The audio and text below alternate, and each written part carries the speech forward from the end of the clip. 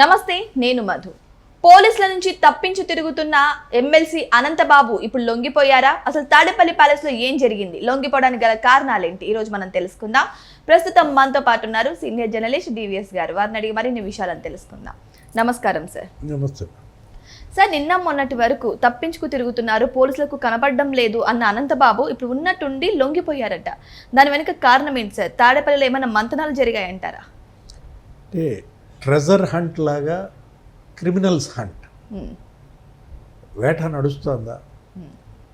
ఆంధ్రప్రదేశ్లో నేరగాళ్ల వేట నడుస్తోందా? ఇప్పుడు మనం చూసాం, ఏది అనంతబాబు 2 రోజులుగా పరారీలో ఉన్నాడు. ఇవాళ పొద్దున్నే విజువల్స్ చూస్తే ఎవరో ఒక మనిషి పరిగెత్తున్నాడు. అంటే మీడియా మరి అక్కడ ఉన్నటువంటి కెమెరాలు వాటికి దొరకకుండా ఏమో మొత్తానికి కోర్టులోకి పరిగెత్తినట్టున్నాడు. ఆయన భార్య ఏమో మామూలుగానే మాస్క్ పెట్టుకుని వెళ్ళారు, కోర్టులో హాజరయ్యారు. హాజరైన తర్వాత అసలు బయటికి రావట్లా.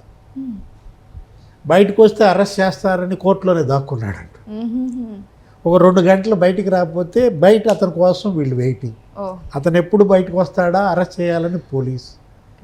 కోర్టులో దాక్కున్న క్రిమినల్. ఇది ఎట్టుందంటే క్రూర మృగాలను వేటాడేటప్పుడు కందకాలు తీస్తారు. అవును, ఏది బాగా పతెల్లే చేసి అందులో పడిపోద్ది. అప్పుడు వచ్చి దాని మీద ఏదో ఆకులు కర్రలు వేసి అది గుంతలాగా కనపడకుండా చేస్తారు. దాంట్లో పడంగానే డబీమని పడిపోయినట్టుగా ఇది ఒక మృగ వేటగా కనపడుతుంది నాకు. కరడు గట్టినటువంటి క్రిమినల్స్ ఈ విధంగా పోలీసులు నిండదాకా పోలీసుల్ని పరుగులు పెట్టించాడు. ఇప్పుడు క్రిమినల్సే పరుగులు పెడుతున్నారా? ఎందుకంటే ఇతను అనంతబాబు వల్ల ఇప్పటికి ఎంతమంది పోలీసులు సస్పెండ్ అయ్యారు, ఎంతమంది విఆర్లోకి వెళ్ళారు. నిన్న లేటెస్ట్గా రవికుమార్తో సహా ఎప్పటికప్పుడు పోలీసులో ఏం జరుగుతోంది, మీ మిస్సెస్ని విచారణకు పిలిపిస్తారు, ఆమె అజ్ఞాతంలోకి వెళ్ళిపోదు. ఈ సమాచారం అంతా పోలీసు నుంచి అతనికి వచ్చినట్టు. ఇతను విసిరే బిస్కెట్లకు వాళ్ళు ఆశపడే కొంతమంది అధికారుల యొక్క దీనివల్ల నిన్నటిదాకా అనంతబాబు ఆడాడు. ఇప్పుడు అసలైన పోలీస్ ఆట చూస్తున్నాడు, మొదలైందా? అంటే ఇప్పుడు ఒక కిరాతక హత్య, బ్రూటల్ మర్డర్. కరెక్ట్గా రేపు మే 19కి 4 ఏళ్ళు అతను పుట్టినరోజు. అనంతబాబు కరెక్ట్గా పుట్టినరోజు నాడే చంపారు. కేక్ కటింగు, వేడుకలు, అతని ఇంట్లో శంకర్ టవర్స్ ఏదో ఉంది. 10 అయింది రాత్రి. వాళ్ళ ఆవిడ గబగబా కిందకు వచ్చింది. కిందకు వచ్చి కింద సెల్లార్లో వాచ్మెన్ని లేపింది. బాధ ఉందా అని అడిగిందంట. కారు తీయమందంట భర్తని. I-20 కారు తీశారు. వెంటనే వెళ్ళిపోయారు. ఎవడికో ఫోన్ చేశాడో సుబ్రహ్మణ్యానికి, ఫలానా గెస్ట్ హౌస్ దగ్గరికి రమ్మన్నారు. చీకటి ప్రదేశం. 10:30 నుంచి 12:30 దాకా అర్ధరాత్రి చిత్రహింసలు. ఒంటిపై 32 గాయాలు, 3 అంతర్గత గాయాలు. అంటే ఈ కేవలం ఇద్దరి వల్ల అవుద్దా?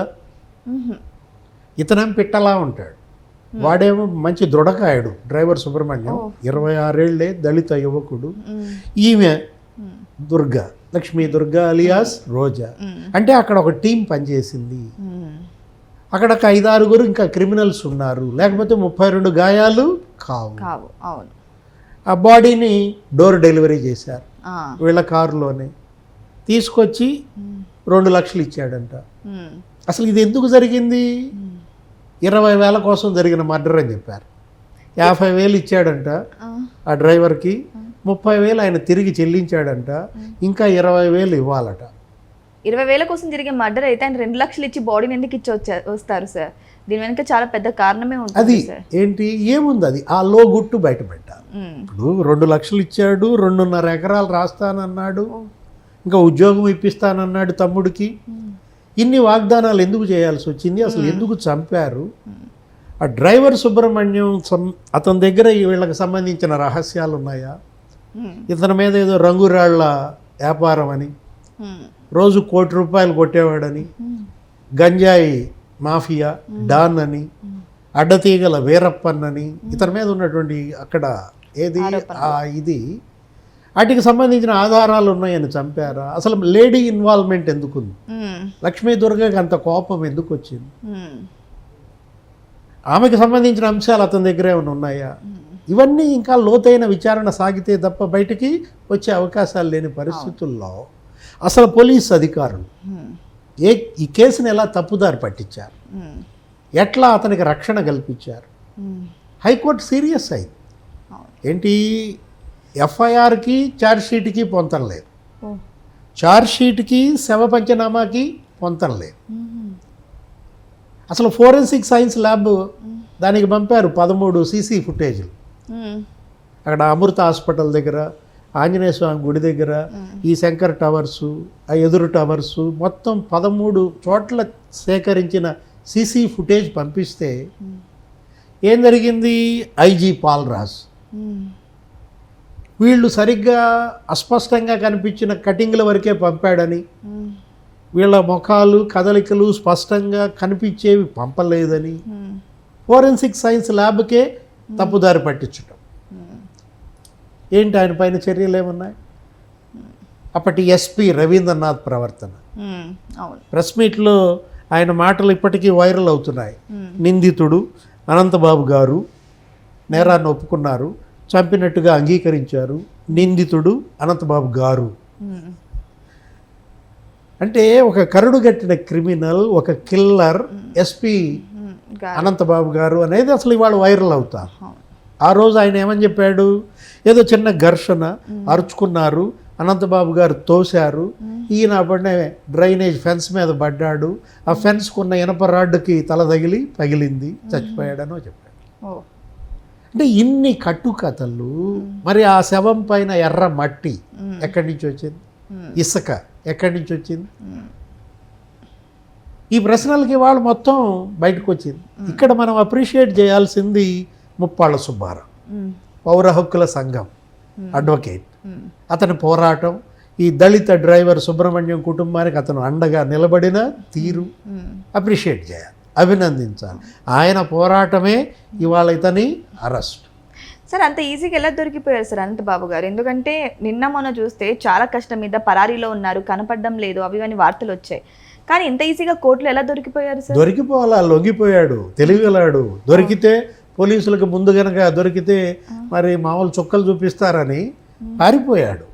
పరిగెత్తుతూ కోర్టులోకి వెళ్ళి దాక్కున్నాడు. కోర్టులో నుంచి బయటకు రాకుండా 2 గంటలు కోర్టులోనే నక్కినాడు.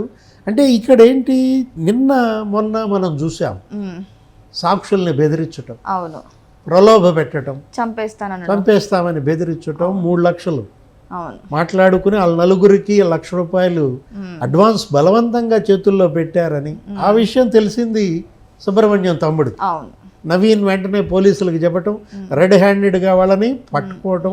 ఆ ప్లాట్ ఎవరిది, ఆ 4 సాక్షుల్ని నిర్బంధించిన ప్లాట్ అది మాజీ మంత్రి పిఏది అంటున్నారు.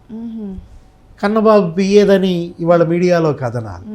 అంటే ఈ కేసులో కన్నబాబు ఇన్వాల్వ్మెంట్.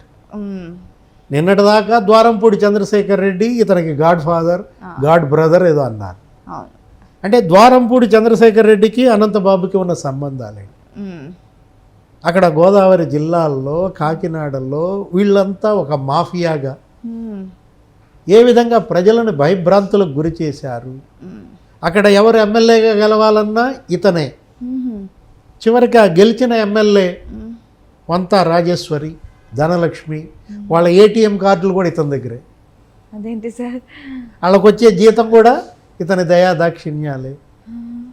అంటే ఎమ్మెల్యేలనే డమ్మీలను చేసి ఇతన్నేమో జగన్మోహన్ రెడ్డి ఎమ్మెల్సీగా పెద్దల సభకి పంపటం. అంటే హంతకులు కౌన్సిల్లో సభ్యుల. ఇప్పుడు ఆయన నిందితుడిగా చలామణి అవుతున్నా సరే ఇంకా ఎమ్మెల్సీగా కొనసాగడం ఏంటి సార్ అసలు? అంటే ఎమ్మెల్సీగా కొనసాగడం అంటే మరి అక్కడ శాసన మండలి చైర్పర్సన్ మోషన్ రాజు. ఇవాళ ఏంటి, శిక్ష పడితే తప్ప మీ సభ్యత్వం రద్దు కాదనే ఒక భరోసా రాజ్యాంగం నుంచి వాళ్ళకి సంక్రమించిన విధానం. వివేకానంద రెడ్డిని చంపిన కేసులో నిందితుడు లోక్సభలో వైసీపీ సభ్యుడిగా, అబ్బో అనర్గళ ప్రసంగాలు అసలు మామూలుగా అవినాష్ రెడ్డి. సుబ్రహ్మణ్యాన్ని చంపిన హంతకుడుగా అనంతబాబు పెద్దల సభలో, శాసన మండలిలో అతని యొక్క అబ్బో అసలు. అంటే నరహంతకుల పార్టీగా వైఎస్ఆర్ కాంగ్రెస్. అంటే వైఎస్ఆర్ కాంగ్రెస్ పార్టీ జగన్మోహన్ రెడ్డి మనకి బీఫామ్ ఇవ్వాలంటే చంపాలా, అంత కూడా ఉండాలా? కిడ్నాప్ చేస్తే బీఫామ్ ఇస్తావా, చంపితే బీఫామ్ ఇస్తావా, కబ్జా చేస్తే బీఫాములు ఇస్తామని పెట్టరాదు బోర్డు ఎదురుగా తాడేపల్లి కేంద్ర కార్యాలయం ముందు. సో ఏదేమైనా సరే ఎట్టకేలకు అనంతబాబు లొంగిపోవడం అయితే జరిగింది. మరి అనంతబాబుని విచారించగా మరి తీగలాగితే డొంక కదులుతుందన్న తరుణంలో అనంతబాబుకి ఎవరెవరు సపోర్ట్ చేశారు ఏంటి అన్న విషయాలు బయటపడతాయి లేదా వెయిట్ చేసి చూద్దాం. Thank you so much.